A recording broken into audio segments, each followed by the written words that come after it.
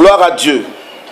Je vous salue tous dans le nom de Jésus-Christ, notre Seigneur et notre Sauveur, notre Dieu véritable. Celui qui est venu nous sauver de la vaine manière de vivre.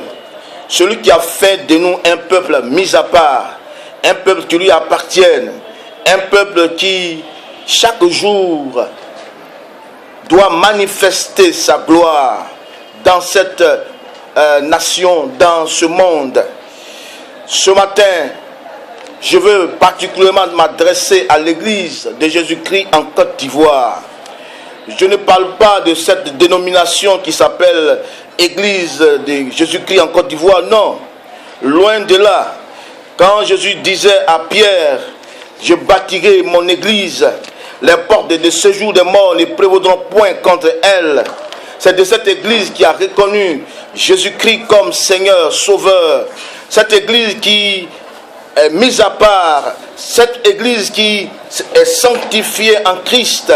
Cette église qui est représentée par des hommes, des femmes, et qui est éparpillée partout sur le territoire ivoirien, dans les campements, dans les villages, dans les villes. C'est de cette église-là dont je parle ce matin. Je vais donc m'adresser à cette église pour dire que quelque chose va se passer dans cette nation. Église de Côte d'Ivoire, un choc va venir dans ton camp. Un grand choc. Et j'appelle de tous mes voeux ce choc. Et aujourd'hui, c'est une première vidéo pour vous parler pas à pas de ce choc qui arrive de la part du Seigneur. Un choc important, un choc qui sera comme une réponse aux prières de tous ceux qui sont éparpillés sur cette nation et qui quelque part crient et qui ne reconnaissent plus ce qui se passe dans la nation, qui ne reconnaissent plus comment les uns et les autres sont en train de vivre. Ils se demandent, est-ce que ça c'est l'église du Seigneur? Est-ce que ça c'est l'œuvre de Dieu? Tous ceux-là qui crient à Dieu, Seigneur, agis. Seigneur, réveille-nous. Seigneur, relève-nous. Seigneur, mets-nous sur pied. Tous ceux-là, ils vont être exaucés. Dieu a entendu vos cris, Dieu a entendu vos pleurs. Dieu sait que vous priez pour qu'il agisse dans cette nation par rapport à son œuvre, par rapport à son église.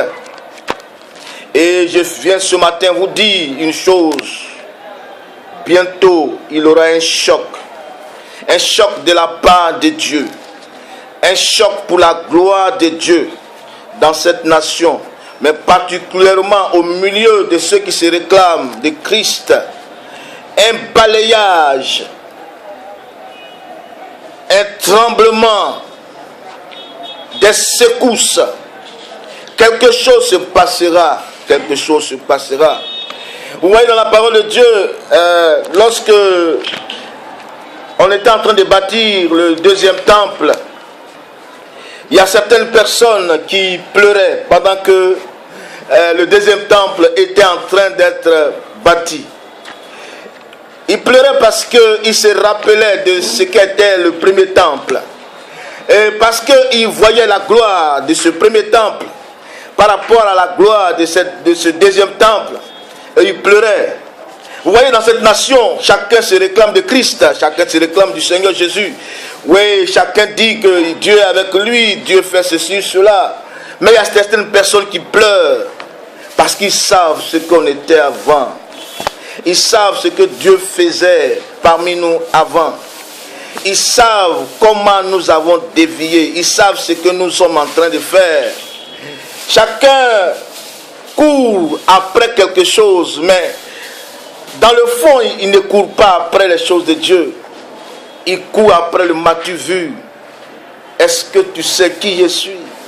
Sais-tu à qui j'ai affaire? Mais le qui là n'est pas de Dieu. C'est la chair, c'est la glorification de la chair.